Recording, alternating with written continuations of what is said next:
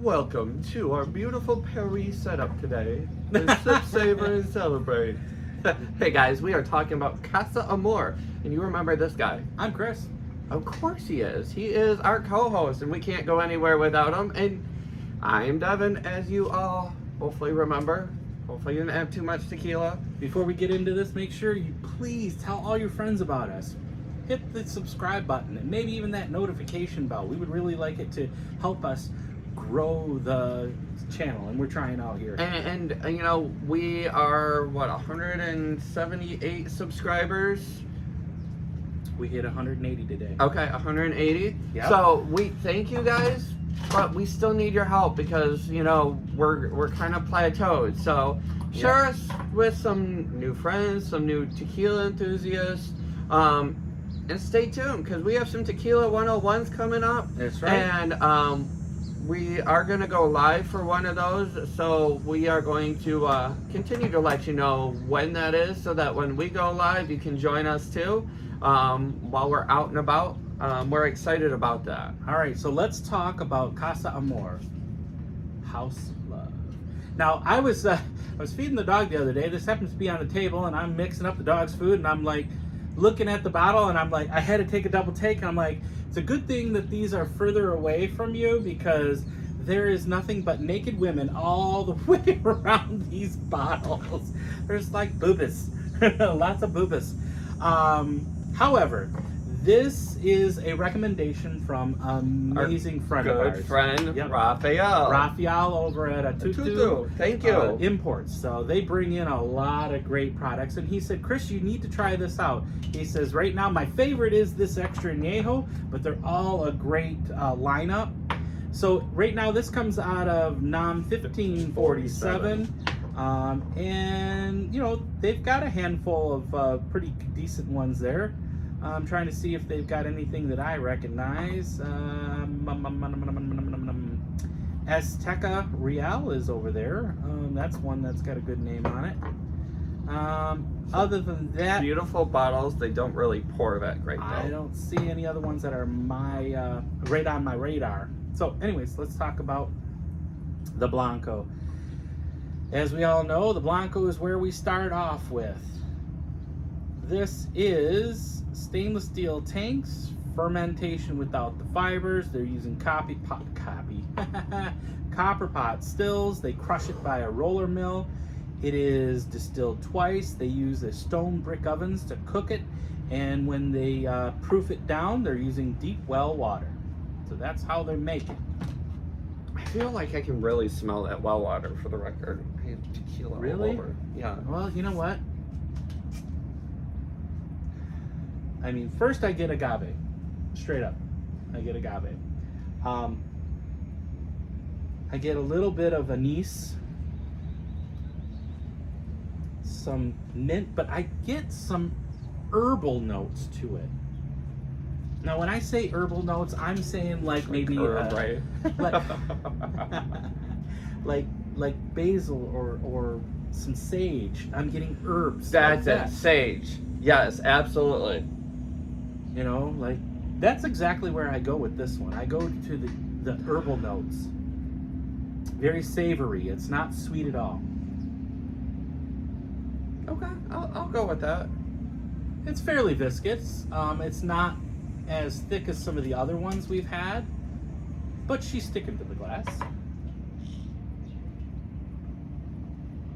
Somehow I Very got pleasant. tequila on the glasses. You're going a little crazy today, aren't you? All right, guys, here we go. Cheers.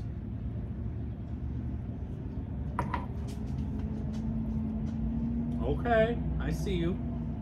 That is very herbal. A slight bit of cinnamon. Very smooth. You know what I would do with this? Wow, that is smooth. I would hot toddy this.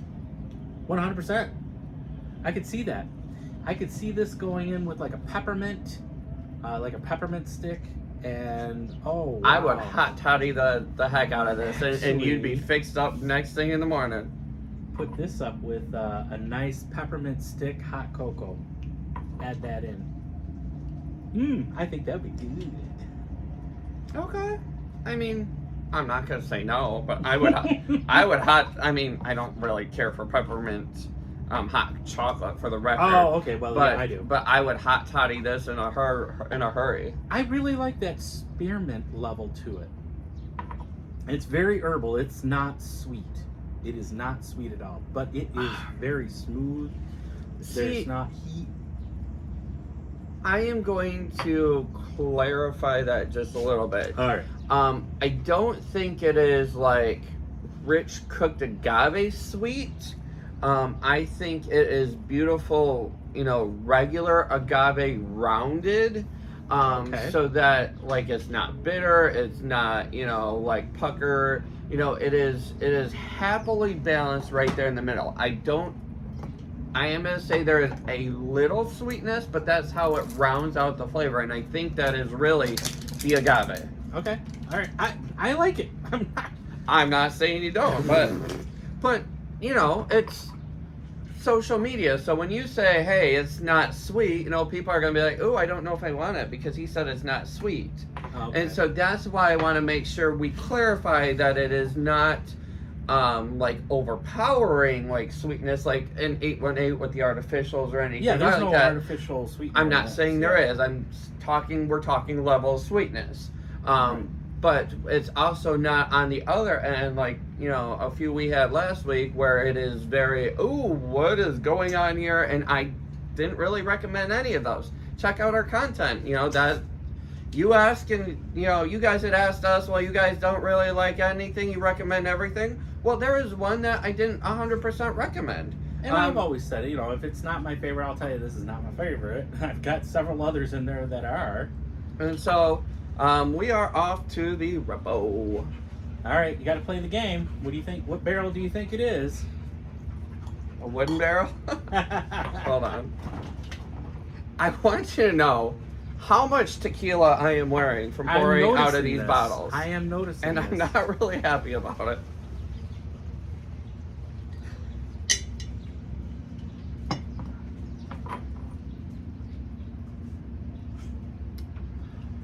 Now there comes that's a white oak. That is not a French. It is definitely a white. It is an American white oak barrel. Very good. Very good. Very good. Very good. You get the vanillas on that one. The vanillas? I get vanilla on that. Oh no, I get beautiful white oak with a little bit of spice. Oh wait. Cheers.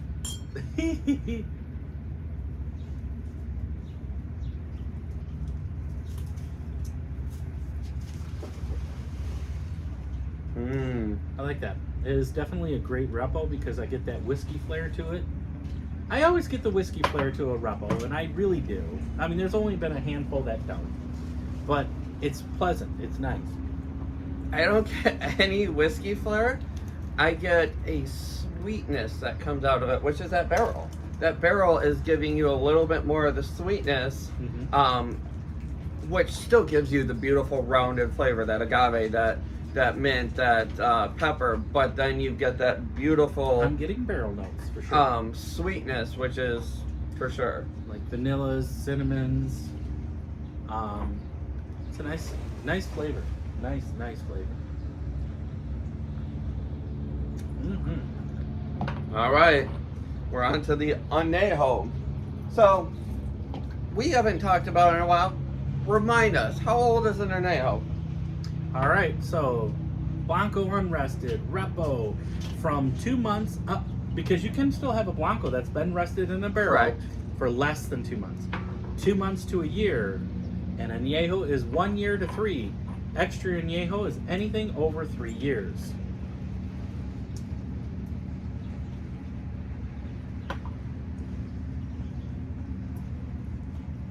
Well, that's different. What's that from? Oh. I wonder if that's just to protect it from... Oh, yeah. Oh, hey, that came right off on that. And then he wonders why I try to open these off camera. Well, that's exciting. I'm going to have to re-glue that one. So, it's a spacer, but these are the... Probably so that the glass doesn't touch each other and rub, break, or grind out. All right. All right, here we go with the añejo. The añejo is a little bit sweeter on the nose. I'm gonna still say it's the American oak. Yeah.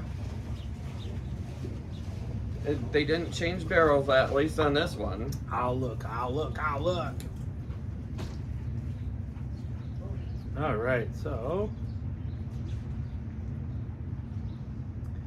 Nope. Now, it does not say whether they're new or used. It just says American white oak barrels is all as it says. I'm getting some vanillas, a little bit more pronounced than over Correct. here. And only, when I tell you slightly, I mean only ever so slightly sweeter than this one. But they're almost on par. If you gave me two of them side by side right away, I would tell you they kind of smelled the same. But only slightly sweeter. That's nice. I like that they use the copper pots. I really do like that. Oh, they taste different though. Now we're starting to get sweeter on the flavor. A Repo always seems like it just is a little edge to it. This is now rounded out to me.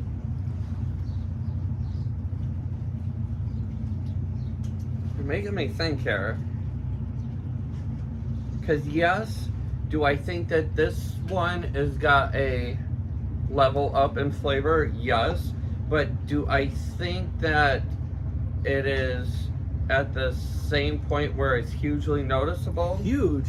No. Is it notable? Yes. I'm telling you, it's not a massive jump from here to Right, here. but this one didn't have like a kick in the pants, you know, we're aging this flair to it. It brought sweetness to it. And I feel like this one, we've just kind of gone up in the sweetness level again. Is where I'm thinking.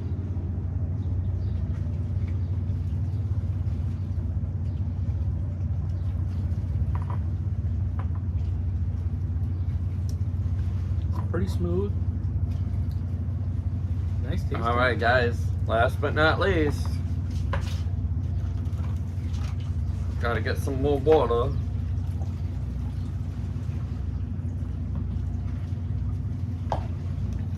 And then we're on to our XA. That's Woo! We made it. All right.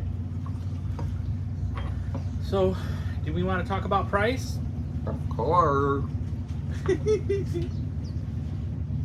And I do want to, you know, see if Raphael, you do see this, I would love to maybe do another meeting real soon and talk about, you know, third wins that I know that I believe you're enjoying, and you know, to check in with a tutu and you know, some things that you're bringing in, it'd be great. You know, Yeah, definitely. All right, now this is one of your favorites, Raphael. You said that the XA is your favorite. All right, so $48, $55, $70, and $137. These are the price ranges. But now, remember, these bottles are handmade. You know, they're beautiful. Of course, they've got the boobies all over them. But I think for these bottles, we need to get those. I think a couple of the bottles that we have as well, we should probably invest in some of those spouts, those pouring spouts. Because, man, you're trying to pour right out of the bottle. Same thing with the Bahariba. Mm-hmm. They're not pouring friendly as well as pour friendly. $137. I feel, we know they didn't, but I almost feel like they did blend this with like a French. It says that it's all American oak barrels. I know, but this one is giving me it's definitely that- longer because look at the color that difference. beautiful like caramel and I mean not vanilla but caramel note.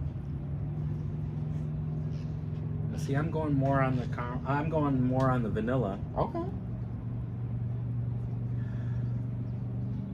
Sweet cooked agave, vanilla, some anise, like the candy or sambuca anise? Saffron. I don't get the saffron. Sorry. I don't get the black licorice sambuca, but I do get like the bright saffron. Okay, that's fair. Oh, oops. I did it again.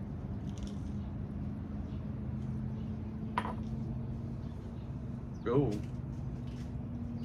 Very, very much like a syrup. It's definitely heavier on the palate in comparison to these. Yeah, it's taken more barrel notes than any of the other ones. It's very mellow. Definitely a sweeter agave. She's just chilled out, had enough time in there to make it nice. Now,